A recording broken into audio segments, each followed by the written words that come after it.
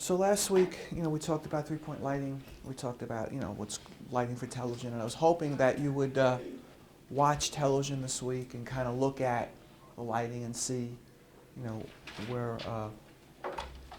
where the light is, where the lights are, where's the key light, which side is the fill light, where's the backlight. Have you had experience doing that this week? Have you been able to watch the news and look at the lights and see one side of the face a little bit brighter than the other, that sort of thing? Have you at least observed that a little bit? Good. Okay. So I ask you to do. I'm not asking you to do mathematical equations. Just watch and see and observe. So this week I'm going to talk a little bit about the problems with three-point lighting and how to fix those problems. There are two problems with three-point lighting. One,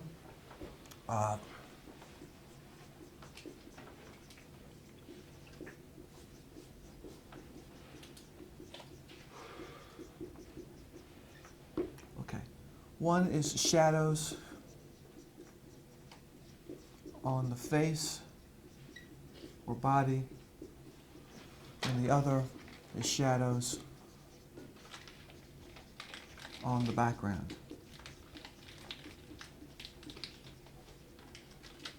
So, last week I gave you this whole talk about shadows are good. Shadows help the camera distinguish depth, distinguish space.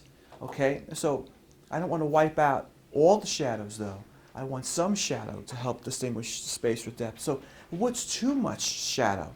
And a quick rule is when the shadow starts to become distracting. When a shadow on the back wall or a shadow on somebody's face caused by the eyeglasses or hair or something, or on their body caused by their chin, when it becomes too distracting, it looks like an appendage. It looks like another body part, And as the person moves, that shadow moves, and it's just as strong as the actual outline of the body. It becomes a distraction, and that's when you say to yourself, all right, this is too much of a shadow. But we do need some shadows, because if we wipe out all the shadows, then we lose the element of depth, and that's what we're trying to do with video. Remember, last week I talked about depth being one of the most difficult things to accomplish with lighting. You want to try to create some sort of level of gradation of depth, how things are far away from you or close to you.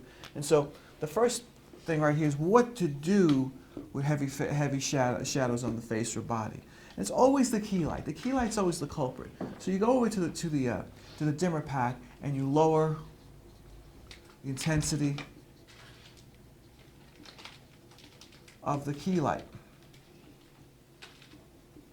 Now, I told you last week that the lights are on faders. They could fade up really bright, full power, or fade down half power, or off, or dimmer, or softer. And so what you do is you isolate the light that's causing the key light, go to that fader, and lower the key light. Okay? Do a quick diagram of three-point lighting. You already have it in your notebook. I'm just going over it again. Here's your key light. Here's your fill light. Here's your backlight.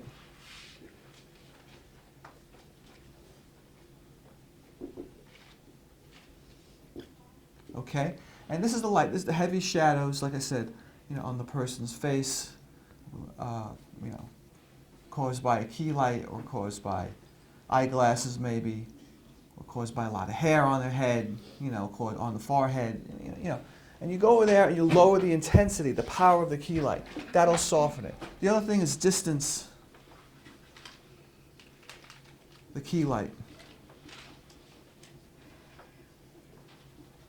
from the talent.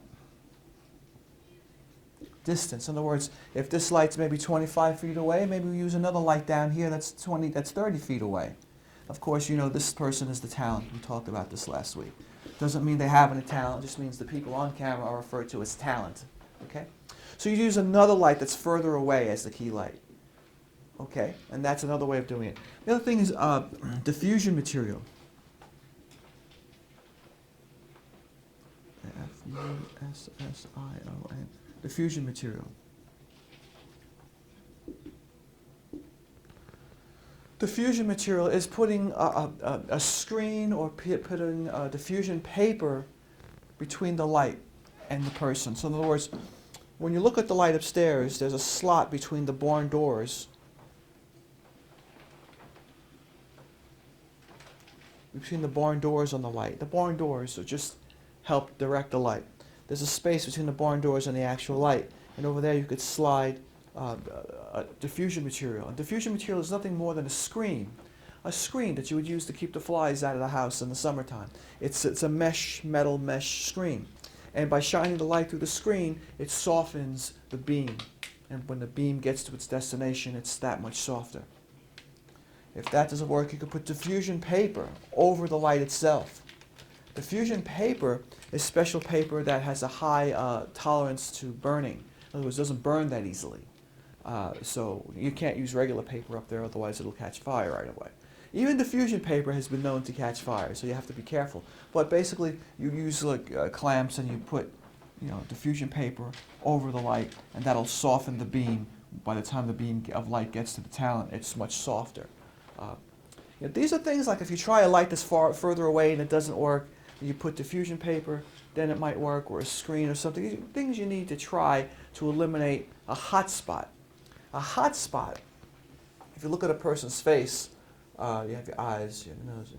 A hot spots usually occur at the high points of the face, the cheeks, the forehead, and the chin. The high points, the points that are closer to the camera or closer to the light that's reflecting back to the camera.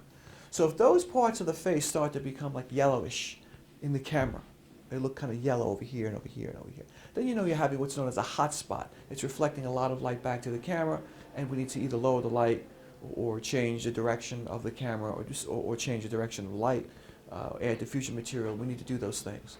Okay, so that's another way of looking at it, hot spots. Hot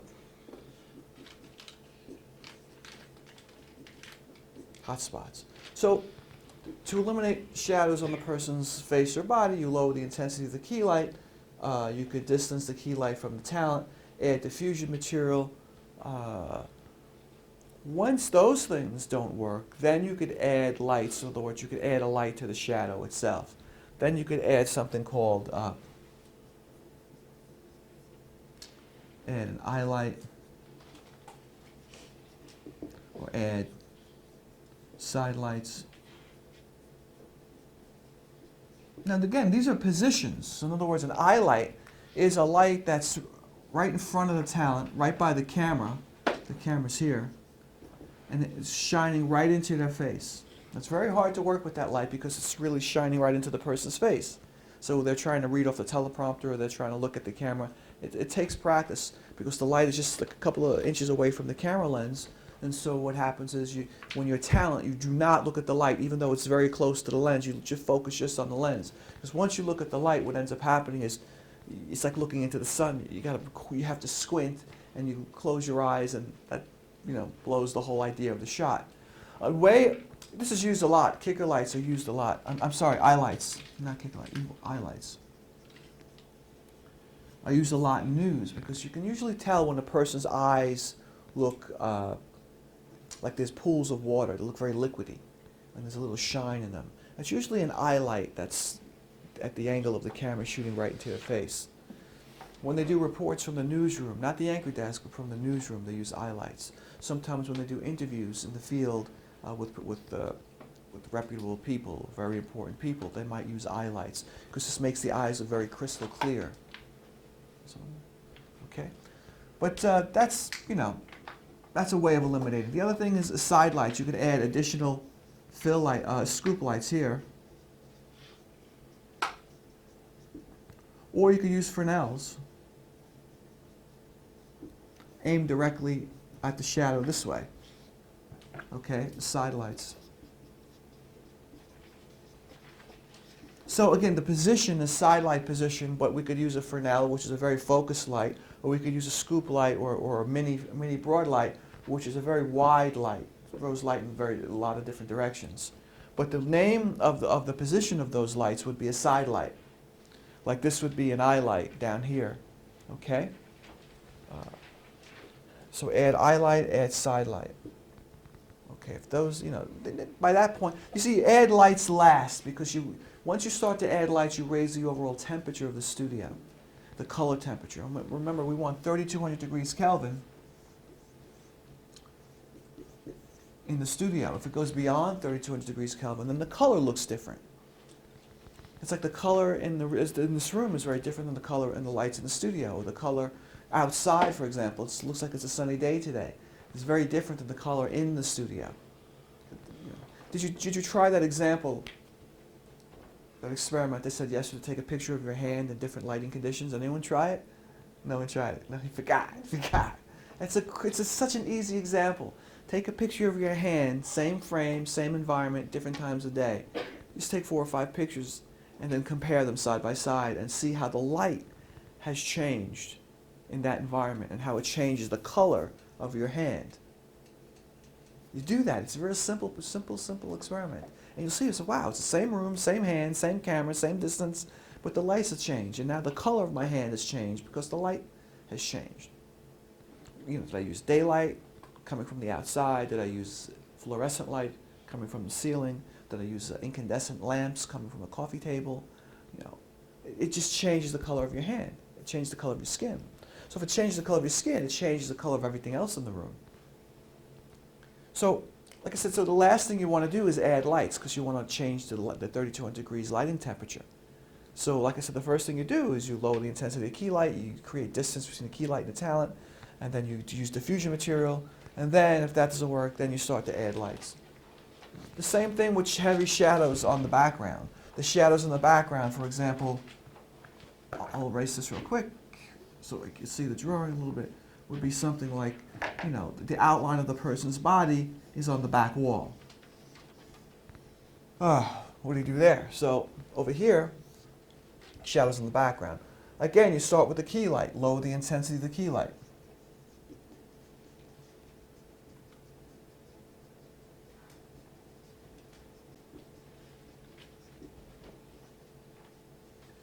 Okay, you lower the intensity of the key light. And once that doesn't work, you could reposition the key light.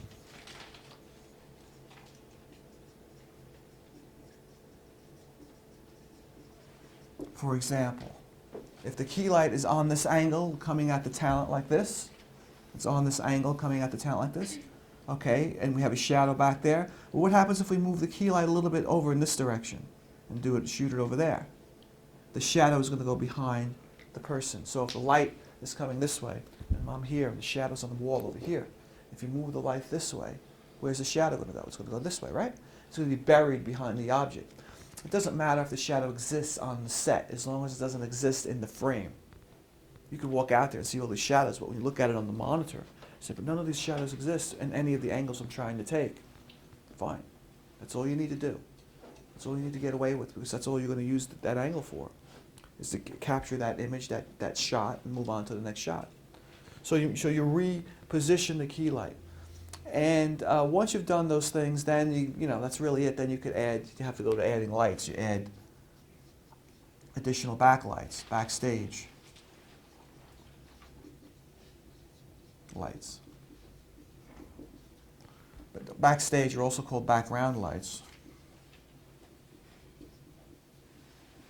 And that's simply lights aimed at the wall, coming down here and aimed at the wall. And those could be, you could have a Fresnel,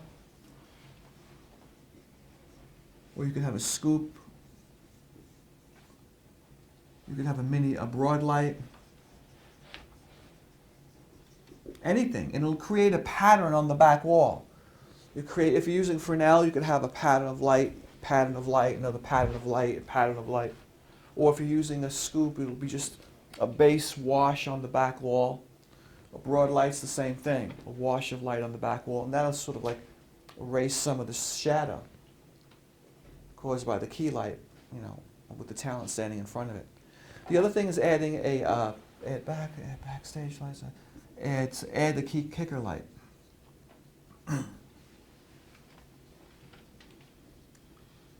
Again, it's a lighting position. What it is a light that's on the ground or right behind the talent's back, shooting the background.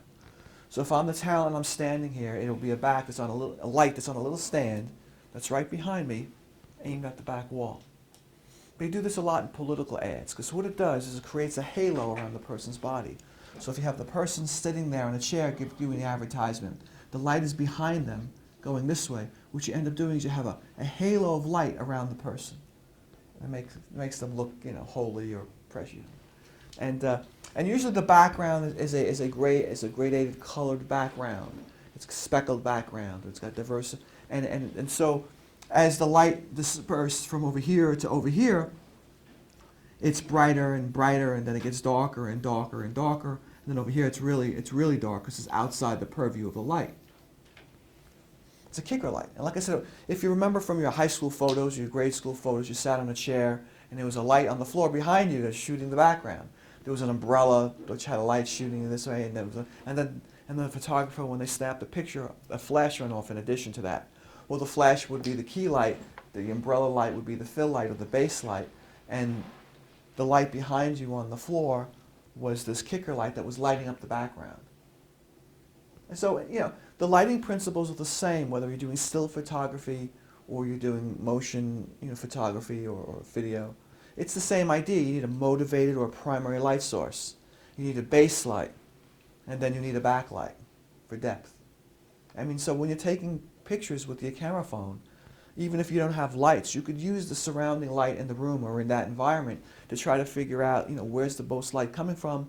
Let me position the light accordingly. Let me position the person accordingly. Like I'm looking at her now, she's got the light coming from that direction. You see how that side of her face is a little bit brighter than that side of her face. So that would be a nice picture of her, just right here from where I'm taking it, or from your sitting, because you can see got nice gradation of light. The background is very diverse. She's got an orange kind of shirt, pinkish orange, salmon maybe, what do you call it? And the wall is a very different color than that. So her background, so she would stand out very nicely. She doesn't have backlight, but it would stand out. The only way to add light to that would be a little background light to lighten up the back wall to create some space. But again, when you're taking photographs with your phone, it's the same principle. Key, fill, back, key, fill, back, key, fill, back. And then the 4-point lighting, backstage or background lighting to light the environment. Okay? Never put the lights in the frame, because that'll just cause the camera to close. It'll cause the iris of the camera that absorbs all the light, that takes in all the light, to close prematurely. Meaning anything that's medium dark would be really, really dark. So in her situation, she's a medium complexion, right? And her complexion would look even darker because, if there's too much, So you want to light it effectively. If there's too much backlight closing the iris prematurely. Okay. Any questions about this?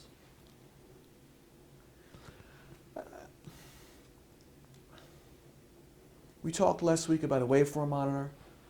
I just demonstrated the waveform monitor to, I think, half the class. I got to demonstrate the waveform monitor this week to the other half of the class while we're in the room. We did lighting, we did 3-point lighting. So whenever you watch a product, if you're advertising a bottle of hairspray or a cup of coffee or a bottle of juice, or whatever they're advertising, and that fills up the whole frame, look at the way that's lit. There's going to be a key light, a base light, and a backlight. Okay, to create that space. And when you have people standing in the shot, it's the same thing. They have key lights, fill lights, and backlights. So when you have more than one person, that's the next thing, 3-point lighting for 2 people. Let me erase this and do 3-point lighting for 2 people. I didn't do that last week, right? Yeah, that's not in your book, right, from last week.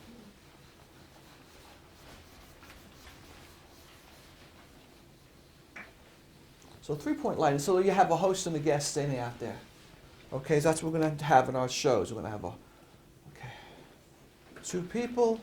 This is going to be camera 1, shoots across. Camera 3, shoots across. That would be your host. Let me write it on the person's behind. Let me write it here. That would be the host. That would be the guest. You have your backlight for your guest. You have your backlight for your host. Okay.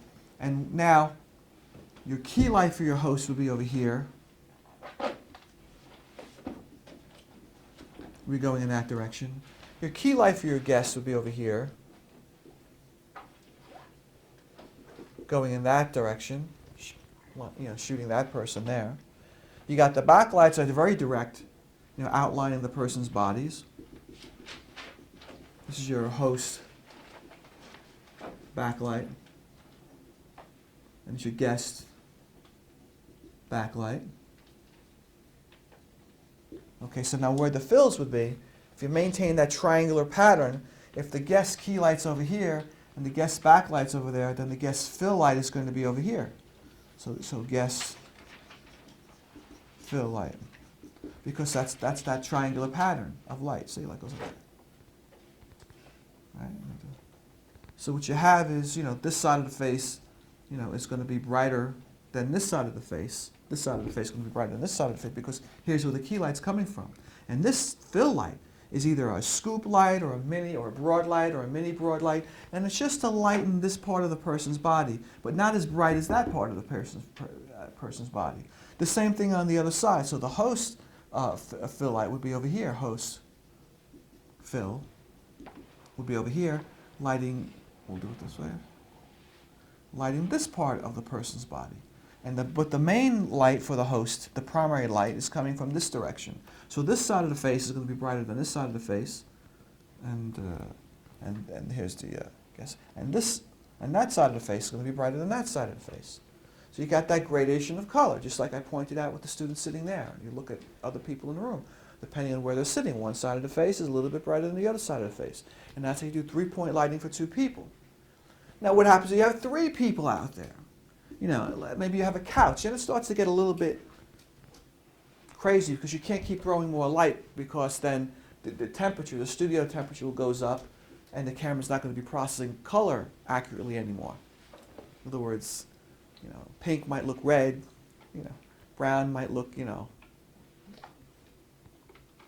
don't know what brown would look like, but pink might look red, and red might look like some other purple or something like that.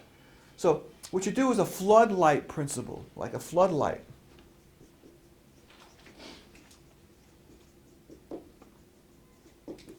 That's how they do when you have movement on the set. Movement. See over here, these people are sitting down. They're not moving, so it's great. You move an object, it's not going to move. You light it. Ooh, it looks good. But what happens when we have people who are interacting with each other? We're moving around. Well, then you have to light in the general direction. You have to say, well, the key light's going to be in this scene is coming from this direction, the fill light's coming from that direction, and the backlight, depending on where they're standing, you have to spot off with some tape on the floor where that person's going to stand and make sure there's a backlight on them to separate them from the background.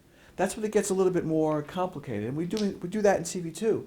But to understand how they light, like situation comedies or soap operas and things like that, where people are moving around and acting with each other, interacting, they have to light from general directions. So the other thing is, if they're acting and there's a window in the scene, or there's supposed to be a window and it's a fake window, well, that means light is coming through the window, make believe. So you have to light that side a little bit brighter.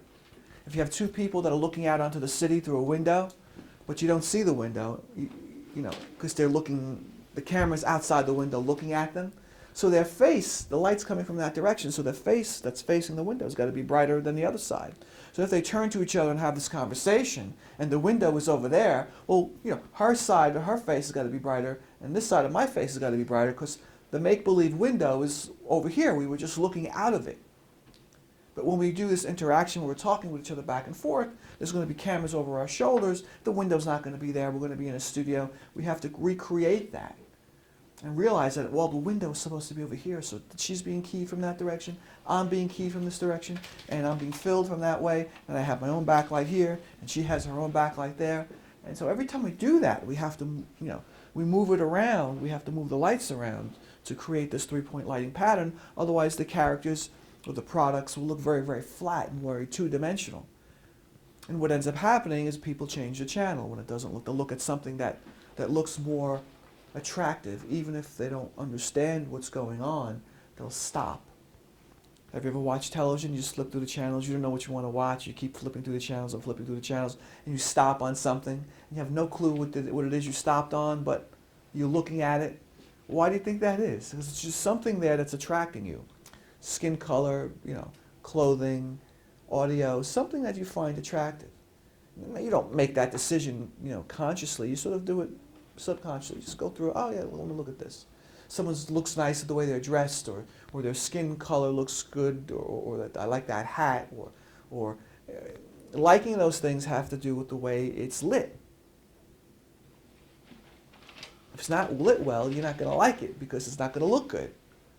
It's like eating food without seasoning. You can eat food, but or you don't put a little seasoning on it, some of the food could be kind of tough, hard to taste, like asparagus maybe, or Brussels sprouts, or things like, oh. But you put a little butter and salt, and you're like, this ain't bad. In fact, you tend to like it, right? Or green vegetables. A lot of people don't like green vegetables. Well, that's because you didn't saute a little garlic and oil, throw a little salt on it. Then all of a sudden, this is pretty good. This tastes pretty good. But, you know. So it's the same thing. You have to sort of dress it up with the light. And remember, lighting it too much creates these hot spots on the high points of the faces. Or if you're wearing some bright clothing, it could reflect a lot of light back to the camera. Or if you're wearing jewelry, it can reflect light back at the camera. Ever notice how anchor people, they're delivering the news, they never have jewelry on. They don't have necklaces or earrings or things like that, or bracelets or anything. Because that'll cause a lot of light to reflect back at the camera very instantaneously. In other words, it doesn't do it all the time. They'll move a certain way, and all of a sudden there's a big gleam of light shooting into the camera lens. It can come from earrings. It's a little about pearl earrings, but not gold earrings, because gold will reflect light. But pearl earrings won't reflect light back. The same thing with the eyeglasses and things like that. You got to be very careful of that, because that'll, like I said to you before, as you watch television, as the viewers watch television, they will stop on something they find attractive, even if they have no clue what the program is about. You've done it yourself. I've done it many, many times. I flip through the channels until I find something that, well, this looks interesting. What's interesting about it? Well, it looks pleasant. It doesn't look threatening. It looks, maybe I want to sit down and have a conversation with this person. That's what attracts you into stopping on a particular show or a particular channel, is the way it looks. It's like getting up in the morning, getting dressed and going out. You don't put on like bummy clothes. Because if you do put on bummy clothes, it means what? It means don't talk to me, don't look at me, I don't want to be bothered, right? That's that look. The ripped sweatpants, the sweatshirts, I don't want to be bothered, leave me alone. But you put on a nice shirt, okay, you want to talk to people, or hopefully people will acknowledge your presence in the world because you try to look nice. It's the same thing. It's the same, it's the same. It doesn't matter what style you use, because at different points in your life you utilize different styles. It's relative to how you feel. But the goal is to be attractive, or to be pleasant, or to be noticed, not in a great way, but in some sort of way that you're there, you exist, you're there, And so you dress appropriately, you take a shower in the morning so you don't stink up the place, right? So it's the same principle. So you're watching TV, you stop on something or someone that you would want to have a conversation with or be in some sort of interaction with, whether it be just hello, goodbye, or having an actual conversation. You want to have some sort of interaction because you're attracted to it in some way, shape, or form.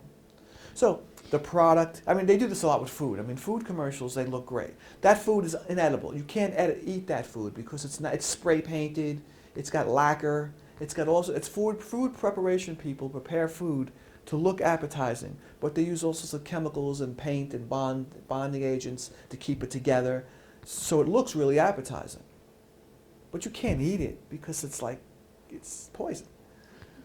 But they make it look appetizing. So, well, how come my turkey never comes out like that when I make it on Thanksgiving? Watch the Thanksgiving commercials, and the turkey comes out of the oven. It's that perfect brown color, right? Turkey doesn't cook that way. It's got a little black on some, it's a brown over there. Sometimes, what do you think? They spray paint that, and then they put gloss on top of that. So it looks like, like very salad, looks like, I've worked with people, that have done that. It's really amazing what they do to the food to get it to look good. Ice cream, it's not ice cream. You can't shoot an ice cream commercial because it melts right away. So you have to shoot in a really cold environment, or you have to shot that they're scooping the ice cream. That shot has to happen fast, otherwise the ice cream is melting.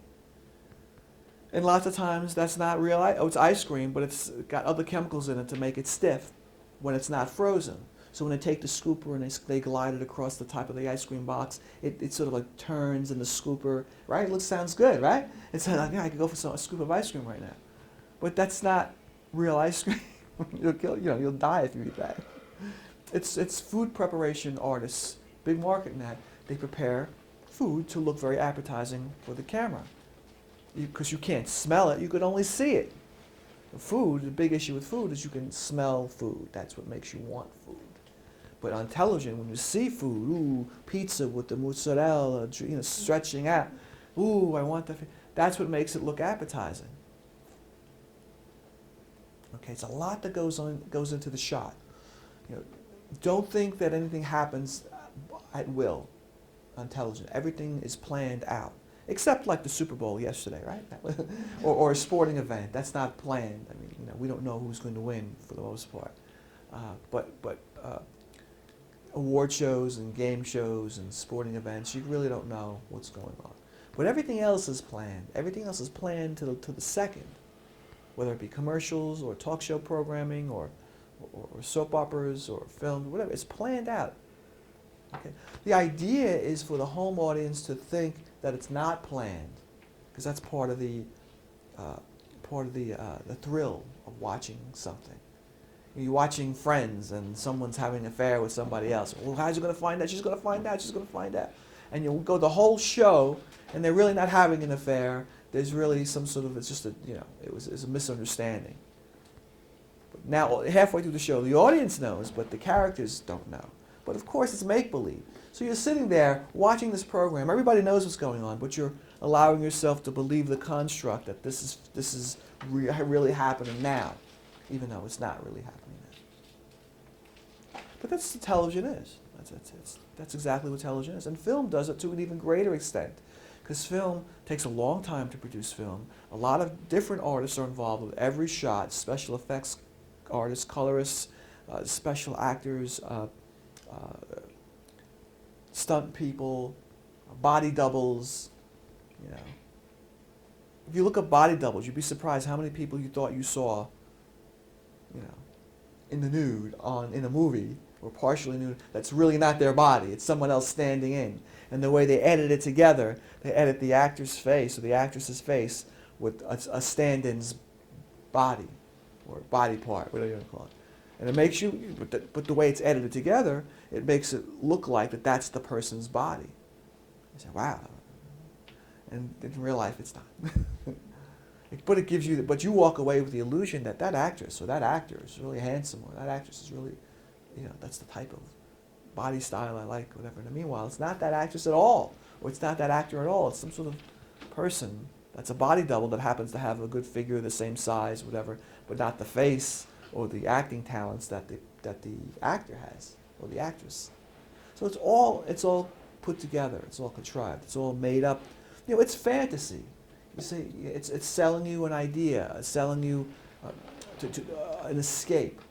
Film in the 1930s, 1920s, and 1930s, was a mode of fantasy for the American public. And that continued on through the 40s and to the 50s, and then different styles of film evolved, and then television happened. But it's all the same idea, is to sell the audience something that really doesn't exist in real life, but make them believe it exists in real life. They know it, but they're sitting down to watch it and to agree to the structure that I'm going to believe that this is real so I can enjoy this comedy, or I can enjoy this action adventure, or this James Bond. I mean, come on. You're kidding me with these stunts in James Bond? But they're fun to watch. It's amazing to watch the stunts, right? And some of those stunts are becoming real life. Some of those stunts are becoming, look at, again, the Super Bowl performance last night with Lady Gaga. And she came flying into the top of the arena. She was wired up and they dropped her in on a wire, and it looked great. It was amazing. It was acrobatics. It was musical performance. It was choreography. It was larger than life, without a doubt. That doesn't happen every day. I mean, the Super Bowl doesn't happen every day either. So it's an event that doesn't happen every day, coupled with another event that doesn't happen every day, to let the audience think that, wow, life is great. This could happen every day. A lot of money went into doing that. A lot of money in preparation went into her performance and her rehearsals, and not only that, but the Super Bowl itself, covering the Super Bowl with all the shots and all the angles. And not only the Super Bowl, but the commercials that they aired during the Super Bowl. Those are first-time commercials. Those are commercial products and companies that hadn't shown that commercial campaign yet. Usually they start out at the Super Bowl. Why? Because the audience viewing is so very high. There's so many people watching at one point in time. They figure we can capture these people and show them our product, because we got a better chance of hitting more people or showing more people our product now than, you know, during the week when I'm advertising during a soap opera or during a game show. You know. That's the long road. But the Super Bowl is a quick road. You know, Academy Awards, the Super Bowl, and any other World Series games, anything that really doesn't happen often. Those are really high capitalizing events where an advertiser can show a product and more people would see that product than anyone else. Or I'm sorry, than any other point in time. That's not anyone else. Somebody on Facebook said last night they had to explain who Spuds MacKenzie was. Did you catch that Facebook thing? Spuds MacKenzie's the dog dog that was dead and came back to life in the guy's dream. I mean, I'm just, like, yeah, because you guys don't know. And you're looking at me like, what's he talking about? Well, Spuds MacKenzie was a thing of the 1980s. It was a pit bull dog that was a beer mascot and everything. And it had a hood on, a cape and a hood. And it was a cute thing, you know. And, you know, that was, you know, 90, 2000, 2010. That was like 30, 40 years ago. It's older than you guys. A long time ago. So how could they expect your generation to understand that or know it unless you had a personal experience with it? So I'm reading this stuff on Facebook going, these people don't, why are they making fun of this? They don't understand it. They don't get the fact that most of their audience wasn't born or wasn't alive when the Spuds MacKenzie dog character was developed and used as a mascot for selling, you know, a product.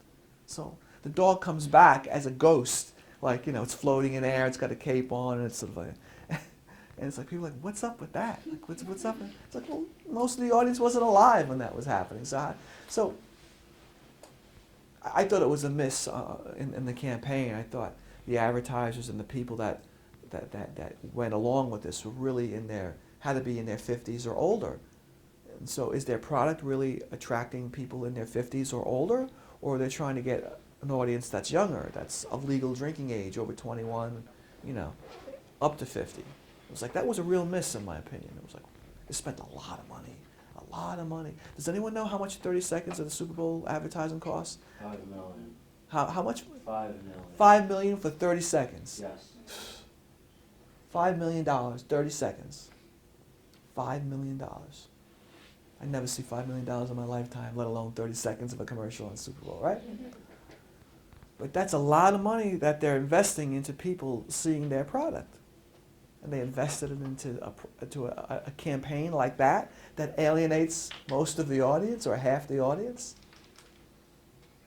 Right? It doesn't make sense. But, you know, I'll read about it on Facebook. I'll read about it in Advertising Age, a good magazine to look at. Sometimes you can look at it online. And you'll get people that'll comment on it and tell you who decided what. You know, the person, or the people that may have created that advertising campaign might not have a job, you know, soon because they were misled. They misled, you know. Or maybe the CEO, it's time for the CEO of the company to resign because he or she decided on investing $5 million into a commercial. Remember, the commercial didn't cost $5 million. The time to air that commercial cost $5 million for 30 seconds. But to produce that commercial, that was more money.